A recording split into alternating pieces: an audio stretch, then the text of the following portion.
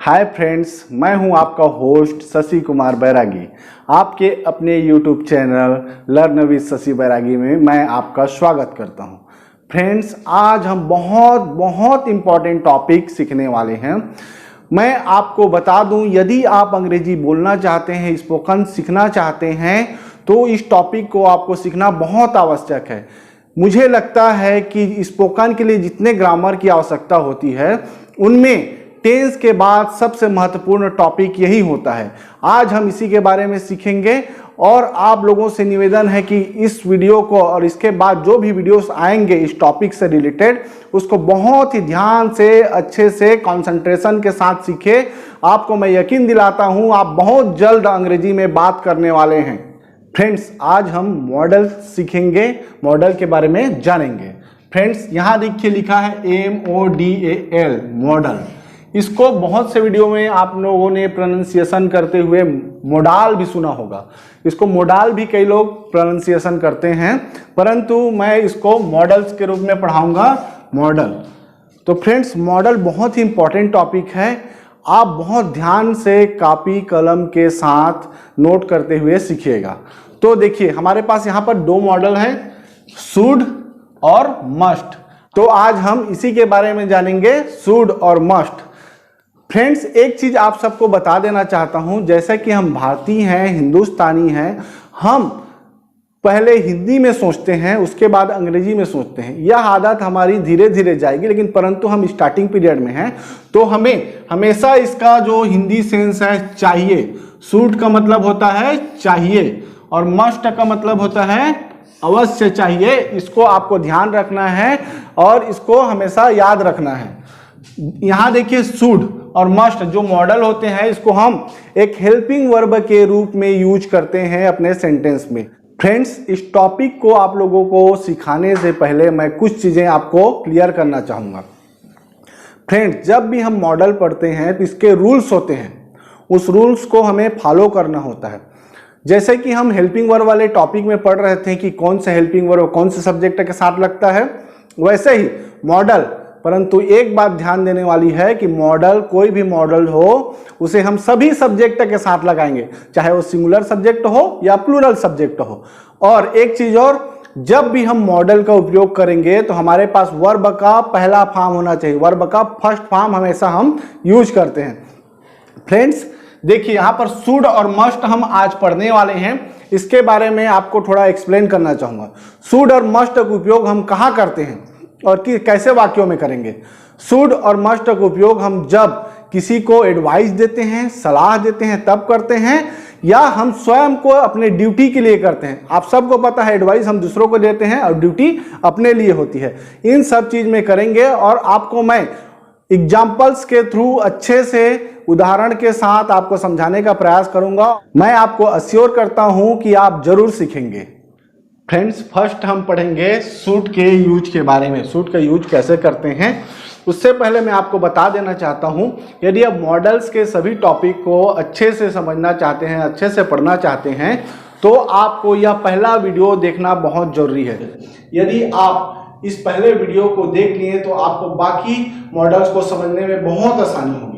और एक चीज और आपको नोट कराना चाहता हूं, इस वीडियो के अंतिम को आप जरूर देखेंगे, क्योंकि उस समय मैं छोटे बच्चों, प्राइमरी के बच्चों को कैसे बिना रूल को रटाए आसानी से हम सिखा सकते हैं, उसके बारे में मैं आपको बताऊंगा। Let's start. देखिए, यहाँ पर शुड का यूज हम देखेंगे, जिसमें लिखा है तुम्हें इंग्लिश सीखनी चाहिए। हम किसी को एडवाइस देते हैं, सलाह देते हैं कि तुम्हें इंग्लिश सीखनी चाहिए। तो हम किसी को बोल रहे हैं कि तुम्हें इंग्लिश सीखनी चाहिए, इसको एडवाइस है। यहाँ पर हमें ध्यान देना है, एडवाइस है। तो एडवाइस में और अंतिम में क्या आया है हमारे पास, चाहिए। और चाहिए मीन्स होता है शुड। आपको समझना है, इसको ध्यान रखना है। तो चाहिए, तो अब बना के देखते हैं। हमने आपको एक चीज और बता देना चाहता हूं कि इससे पहले वीडियो में हमने आपको बताया है कि एक सेंटेंस को नेगेटिव इंट्रोगेटिव कैसे चेंज करते हैं। उसी के हिसाब से इसको भी देखेंगे हम। तुम्हें, तुम्हें का यू और चाहिए का शुड। देखिए, हम सब्जेक्ट के बाद हेल्पिंग वर्ब यूज करते थे, उसी के स्थान पर हम मॉडल्स को यूज करते हैं। हेल्पिंग वर्ब के स्थान पर हम मॉडल्स लिखते हैं। तो चाहिए को हम लिखेंगे शुड, यूज शुड अब हमें क्या करना चाहिए?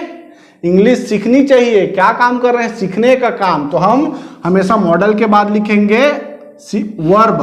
तो यहाँ पर वर्ब क्या है? लर्न, सीखना। यू शुड लर्न, और क्या सीखना चाहिए हमें? इंग्लिश सीखनी चाहिए। उसको लिखेंगे ऑब्जेक्ट ग्रुप में English. You should learn English. देखिए इसका हम नेगेटिव भी बना के देखते हैं। तुम्हें इंग्लिश नहीं सीखनी चाहिए, यू शुड। अब देखिए नॉट हम कहाँ लगाते थे? पहले हेल्पिंग वर्ब के बाद हम नॉट लगाते थे। तो यहाँ पर हम मॉडल के बाद नॉट लगाएंगे। तो यू शुड नॉट क्या नहीं सीखनी चाहिए?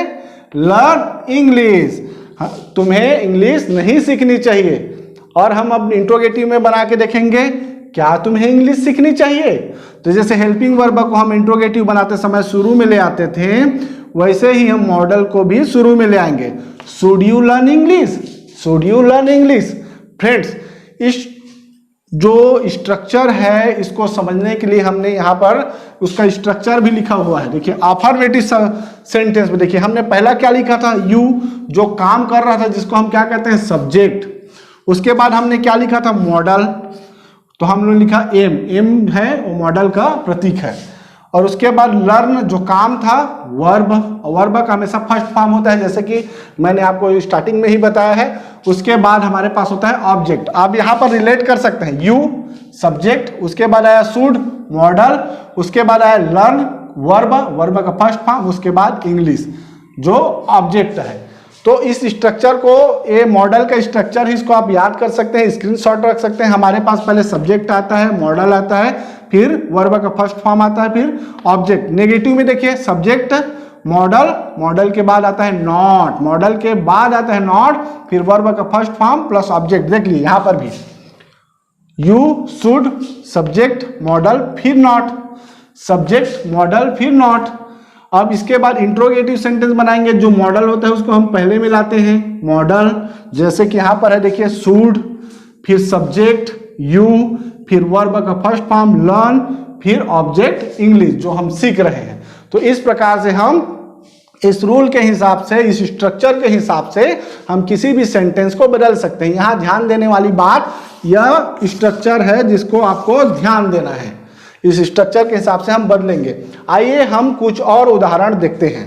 हमारे पास नेक्स्ट सेंटेंस है, राम को बच्चों को पढ़ाना चाहिए। राम को क्या करना चाहिए? बच्चों को पढ़ाना चाहिए। हम एडवाइस दे रहे हैं राम को कि राम आपको बच्चों को पढ़ाना चाहिए। देखते हैं राम, और राम के बाद क्या आएगा? राम तो पढ़ाने वाला काम कर रहा है, सब्जेक्ट है। उसके बाद हमारे पास आता है model, Ram should teach the children, Ram should teach the children. मुझे पुस्तकें पढ़नी चाहिए। मैं अपने आप को एडवाइस दे रहा हूं कि मुझे पुस्तकें पढ़नी चाहिए। I should read books, I should read books. तुम्हें उसे परेशान नहीं करना चाहिए, तुम्हें उसे परेशान नहीं करना चाहिए। You should not bother her, you should not bother her. देखिए हम यहाँ पर नेगेटिव सेंटेंस बनाए हैं और इसमें हम शुड के बाद नॉट का यूज किए हैं।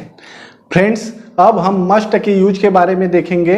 जैसा कि मैंने आपको पहले भी बताया है कि मस्ट का हिंदी मीनिंग होता है अवश्य चाहिए। जैसे सूट का हम पढ़ रहे थे, उसी तरह मस्ट का पढ़ेंगे। जैसे सूट का चाहिए होता था, तो यहाँ पर हमें हिंदी सेंस में आना चाहिए अवश्य चाहिए, हमें जोर देना। जैसे कि देखिए, उसे अवश्य दवाई लेनी चाहिए। यदि हम इसको बोलते हैं उसे दवाई लेनी चाहिए, एक साधारण सलाह होता है कि उसे दवाई लेनी चाहिए, लेकिन हम उसको जोर देकर कहते हैं कि उसे अवश्य दवाई लेनी चाहिए। अवश्य मतलब उसको लेनी ही चाहिए।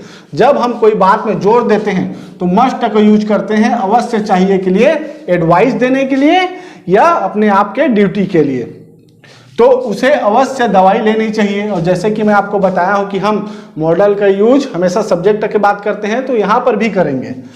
उसे ही और चाहिए, क्या चाहिए? अवश्य चाहिए। तो अवश्य चाहिए का होता है must. He must take medicine, he must take medicine. हमें अपनी हैंड राइटिंग अवश्य सुधारनी चाहिए। हम जोर दे रहे हैं कि हमें अपनी हैंड राइटिंग अवश्य सुधारनी चाहिए। तो हम लिखेंगे we must improve our handwriting. We must improve our handwriting. हमें हमारी सेना का अवश्य सम्मान करना चाहिए। क्या करना चाहिए? अवश्य सम्मान करना चाहिए हमारी सेना का, इंडियन आर्मी का। तो यहां पर होगा we must respect Indian army. We must respect Indian army. Friends, हम इस तरह से बहुत से हिंदी के सेंटेंस को अंग्रेजी में बोल सकते हैं और किसी से भी बात कर सकते हैं, किसी को सलाह दे सकते हैं, अपने आप को भी सलाह दे सकते हैं। जैसे कि हम बोल सकते हैं तुम्हें खाना बनाना चाहिए, तुम्हें रायगढ़ नहीं जानी चाहिए, तुम्हें बहुत पढ़ाई करनी चाहिए, मुझे दूसरों को परेशान नहीं करना चाहिए। ऐसे हम बहुत से वाक्य बना सकते हैं। मैं आशा करता हूं कि आप भी बहुत से वाक्य भी बनाएंगे और अभी एग्जाम्पल्स लिखकर उसको बनाने का प्रयास करेंगे और अपने आप को इम्प्रूव करेंगे। और फ्रेंड्स, आपको बता देना चाहता हूं, इसके बाद बैक टू बैक मैं मॉडल्स पे वीडियो बनाने वाला हूं, जो कि बहुत इंपॉर्टेंट है। जैसे कि आपको मैंने बताया है, टेंस जितना इंपॉर्टेंट है, हम मॉडल को भी उतना इंपॉर्टेंट बोल सकते हैं इंग्लिश स्पीकिंग के लिए। तो आप कृपया मेरे सभी मॉडल्स के वीडियो को अवश्य देखिएगा। फ्रेंड, जैसे कि मैंने वीडियो की स्टार्टिंग में आपको बताया था कि इस टॉपिक को और आसानी से समझने के लिए, छोटे बच्चों को समझाने के लिए, प्राइमरी स्तर के बच्चों को समझाने के लिए आपको एक अलग ट्रिक बताऊंगा, जिसमें कि बच्चों को कोई रूल और नियम बताने की आवश्यकता नहीं होगी। तो देखिए, हम इसे समझने का प्रयास करते हैं। देखिए, हमारे पास एक सेंटेंस है, हमें सामाजिक दूरी का पालन करना चाहिए, सोशल डिस्टेंसिंग का पालन करना चाहिए। तो हमें फर्स्ट ये जानना है, चाहिए का जो सेंस है, चाहिए माने होता है शुड। बच्चों को एक चीज बताना है, शुड माने चाहिए, शुड माने चाहिए। जब किसी को सलाह दें, एडवाइस दें, तो हमें देखिए सब्जेक्ट, तो हमें का होता है वी, हमें का हम पहले लिखेंगे वी। उसके बाद हमें बच्चों को एक चीज बताना है, बच्चों, जैसा कि हम सब्जेक्ट लिखते हैं वी, जो काम करने वाला है उसे हम सब्जेक्ट कहते हैं वी। उसके बाद हम चाहिए को हमेशा दूसरे नंबर पे लिखेंगे, उसके बाद हम चाहिए को सीधा दूसरे नंबर पर लिखेंगे, वी शुड। उसके बाद क्या काम करना चाहिए उसको लिखना है। क्या काम करना चाहिए? पालन करना। इसमें काम क्या है? पालन करना। पालन करना मीन्स फॉलो, पालन करना मीन्स फॉलो। इतना को बस समझिए। अब क्या करना चाहिए उसको भूल जाइए। हमें पालन करना चाहिए, वी शुड फॉलो। क्या करना चाहिए? हमें पालन करना चाहिए, वी शुड फॉलो। अब किसे फॉलो करना चाहिए? सोशल डिस्टेंसिंग को। क्या बचा हमारे पास? सामाजिक दूरी, सोशल डिस्टेंसिंग। तो we should follow social distancing. यदि यहां पर रहता कि हमें आम खाना चाहिए, तो क्या होता? हमें का हम वी लिखवाते बच्चों को, फिर लास्ट में क्या है? चाहिए को लेते हैं, वी शुड। क्या चाहिए? काम क्या कर रहे हैं? खाने का। ईट, वी शुड ईट, हमें खाना चाहिए। क्या खाना चाहिए? लास्ट में mango, we should eat mango. इस प्रकार से हम किसी भी सेंटेंस को आसानी से बना सकते हैं। Thank you very much for watching this video.